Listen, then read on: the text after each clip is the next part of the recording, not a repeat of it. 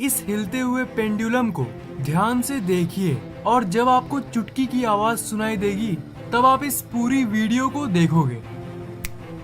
ये तो सिर्फ मजाक था, पर आपने कई जादूगरों को ये सच में करते हुए देखा होगा और ये कोई मजाक बिल्कुल भी नहीं है। ये और कुछ नहीं, ये साइंस यानी विज्ञान है।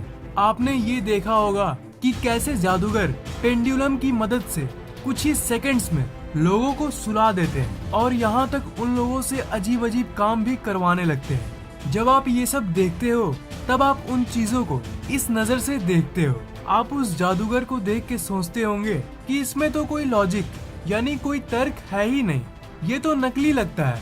आप ये सोचते होंगे कि क्या किसी की आवाज में इतना दम सच में होता है कि वो किसी को अपने वश में कर ले?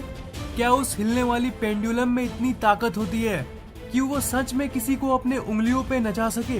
हिप्नोटाइजिंग यानी वश में करना या फिर सम्मोहित करना सिर्फ एक जादू की ट्रिक नहीं है, बल्कि विज्ञान के पास इसका सबूत है कि किसी को वश में करना या फिर किसी के वश में होना संभव है। और वो जिसको आप वश में करोगे उसके दिमाग में अजीब अजीब बदलाव भी होने लगती है। कई मनोवैज्ञानिक वश में करना यानी हिप्नोटाइजिंग को एक थेरेपी यानी चिकित्सा की तरह भी इस्तेमाल करते हैं और कई लोग उस हिप्नोसिस के तरीके से किसी बीमारी से ठीक भी हो जाते हैं। असल बात ये है ना कि आपने फिल्मों में हिप्नोटाइजिंग यानी सम्मोहन को ऐसे देखा है जैसे वो कोई जादू जैसी कोई चीज हो। मतलब दुनिया ने आपको बढ़ा चढ़ा के बताया है कि हिप्नोटाइजिंग यानी सम्मोहन क्या होता है। असल में ये एक बहुत पुराना तरीका है जो हजारों साल पहले इजाद किया गया था। हिप्नोटाइजिंग हिप्नोसिस यानी सम्मोहन में आप ये सोचते होंगे कि जिस आदमी को आप हिप्नोटाइज यानी सम्मोहित कर रहे हो वो किसी दूसरी दुनिया में चला जाता है और वही सब फिल्मी बातें जैसा फिल्मों में दिखाया जाता है, पर असल में वैसा कुछ नहीं होता। विज्ञान की कई रिसर्च से ये पता चला है कि हिप्नोसिस में जो सम्मोहित हो रहा होता है वो असल में किसी दूसरी दुनिया में नहीं जाता, बल्कि वो फोकस्ड रहता है। मतलब उसकी जो एकाग्रता है वो एकदम एक ही जगह पर रहती है।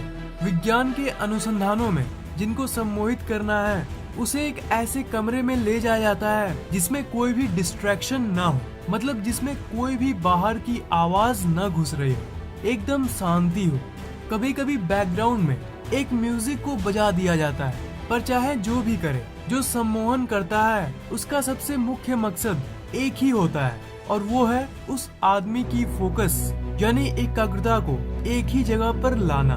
वो उस पेंडुलम को हिलाता है, वो दूसरा आदमी उसे देखता है और फिर जो सम्मोहन कर रहा होता है वो धीरे धीरे नरम आवाज में उसे उस पेंडुलम पे फोकस करने बोलता है। कुछ मिनट तक ये करने से उस इंसान का जो फोकस है वो एकदम एक ही जगह पर लग जाता है, उस चीज पर जो वो सम्मोहन करता हिला रहा होता है। विज्ञान की भाषा में इसको स्टेट ऑफ फोकस्ड रिलैक्सेशन कहते हैं। इसका मतलब ये है कि कुछ मिनट के बाद उनका दिमाग बिल्कुल शांत होता है, उनका ध्यान केंद्रित रहता है और किसी भी सुझाव के लिए खुल जाता है। और इसके बाद वो सम्मोहन करता उसे कुछ बोलता है, उसे कुछ सोचने के लिए कहता है, कुछ विजुअलाइज करने के लिए कहता है। पर यहाँ पर जो सबसे मुख्य बात है वो है दिमाग की मेंटल स्टेट यानी मनोदशा।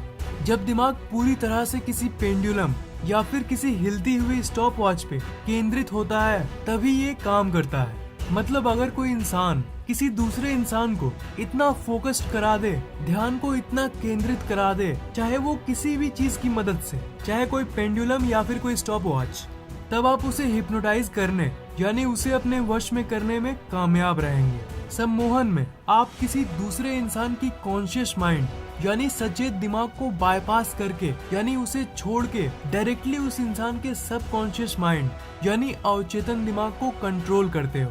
उस समय आप उस दूसरे इंसान की अवचेतन दिमाग से बात कर पाते हो। आपके दिमाग के दो हिस्से हैं, कॉन्शियस माइंड चेतन दिमाग और सब कॉन्शियस माइंड अवचेतन दिमाग। चेतन दिमाग जो है ना वो बहुत लॉजिकल है, मतलब वो हर चीज को क्वेश्चन करता है, हर चीज पर सवाल लगाता है।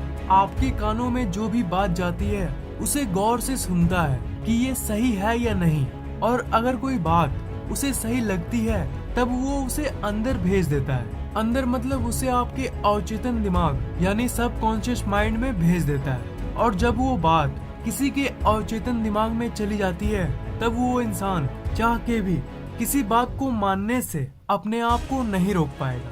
यहाँ दिक्कत ये है कि चेतन दिमाग को बाईपास करना यानी उससे बच के किसी के अवचेतन मन में जाना उतना भी आसान नहीं है। ये चेतन मन एक बाउंसर जैसा है। वो बाउंसर होते हैं ना, वो हट्टे खट्टे बॉडी बिल्डर जो नाइट क्लब के बाहर खड़े रहते हैं और उन्हें ही अंदर आने देते हैं जो उनको सही लगता है। वो जो क्लब है वो आपका अवचेतन दिमाग है और वो गार्ड या बाउंसर जो भी कहिए वो आपका सचेत दिमाग है। तो उस अवचेतन दिमाग तक पहुंचने के लिए आपको उस बाउंसर से किसी भी तरह बच के जाना होगा।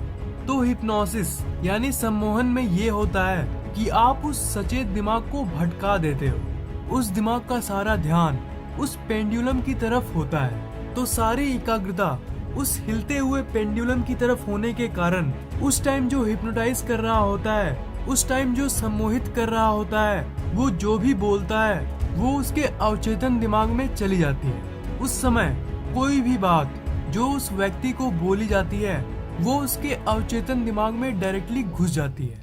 उस अवस्था में जिसमें आपका सचेत दिमाग का ध्यान किसी चीज पे केंद्रित होता है उसे अल्टर्ड स्टेट ऑफ अवेयरनेस कहते हैं। मतलब जहाँ पर आपके दिमाग को अल्टर कर दिया जाता है, उसे भटका दिया जाता है और उसके बाद वो इंसान जो आपको हिप्नोटाइज यानी सम्मोहित कर रहा है वो डायरेक्टली आपके अवचेतन मन में कुछ भी डाल सकता है। जब आप कोई फिल्म देखते हो, कोई मूवी देखते हो, तब आपका सचेत मन उस फिल्म में खोया रहता है और आपको पता होता है कि वो बस एक फिल्म है। उस फिल्म में ड्रामा और नाटक चल रहा है, तब भी आपको मजा आता है। ये क्यों? क्योंकि आपका सचेत दिमाग तो उस फिल्म में खोया हुआ है और इसलिए उस फिल्म की सीन डायरेक्टली आपके अवचेतन दिमाग में प्रभाव डालती है। चेतन दिमाग को किसी दूसरे चीज में भटकाना तो एक तरीका है, पर रेपिटेशन यानी बार बार बोलना एक ऐसी चीज है जो आपके चेतन मन को मना सकती है। और अगर चेतन मन आपकी बात मान गई तो वो आपके अवचेतन मन को वो भेज देती है। आपका चेतन मन कैसे मानता है? बार बार बोलने से। जब आपने एक बार कोई बात को बोला तो चेतन दिमाग उस पर विश्वास नहीं करता, उसके ऊपर सवाल लगाता है। 2 बार बोला, 3 बार बोला, तब भी विश्वास नहीं करता। 20 बार 30 बार बोलते रहने से आखिर में वो बात मान लेता है और अवचेतन दिमाग तक भेज देता है। तो जादूगर ऐसे करते हैं, वो पेंडुलम हिलाते समय एक ही बात बार बार बोलते हैं। जैसे वो उसको बोलेगा, अब इस पेंडुलम को ध्यान से देखो, मेरा हाथ गायब हो जाएगा। इस बात को सुन के जो हिप्नोटाइज हो रहा है वो भी मन में हंसता होगा, पर ये बात उस पेंडुलम को हिलाते हुए उसे बार बार बोला जाता है और उसके चलते आखिर में वो उसके अवचेतन दिमाग में चली जाती है। इसके बाद उसको सच में ये लगता है कि उस जादूगर का हाथ गायब हो गया है। भले ही दर्शकों को हाथ नॉर्मल यानी सामान्य दिखे, पर वो इंसान सम्मोहित हो जाता है उस पेंडुलम और उस बार बार बोलने यानी रेपिटेशन के शक्ति के चलते। जब आप दूसरों को हिप्नोटाइज करते हो तब उसका असर उस इंसान पर कितना होगा ये उस इंसान पर ही डिपेंड यानी निर्भर करता है। हर इंसान का दिमाग अलग अलग होता है, कोई जल्दी हिप्नोटाइज होता है और कोई बहुत देर बाद। हिप्नोसिस यानी सम्मोहन ये दिखाता है कि आपकी दिमाग की शक्ति असल में क्या है। अगर कोई आपका बात नहीं मानता तब उसे आप बात मनवा सकते हो। हिप्नोसिस के जरिए असल जिंदगी में आप रेपिटेशन ट्राई कर सकते हो, यानी एक ही चीज को बार बार किसी के दिमाग में भेजना। इससे वो बात उनके चेतन दिमाग की दीवारों को तोड़ के अवचेतन मन में चली जाएगी और एक बार वो चली गई तो बस वो हिप्नोटाइज यानी आपके वश में हो जाता है। आपको ये वीडियो कैसा लगा नीचे कमेंट जरूर करना। वीडियो को लाइक, कमेंट और शेयर करना मत भूलना और ऐसी और रोचक वीडियोस के लिए इस चैनल को सब्सक्राइब जरूर करना।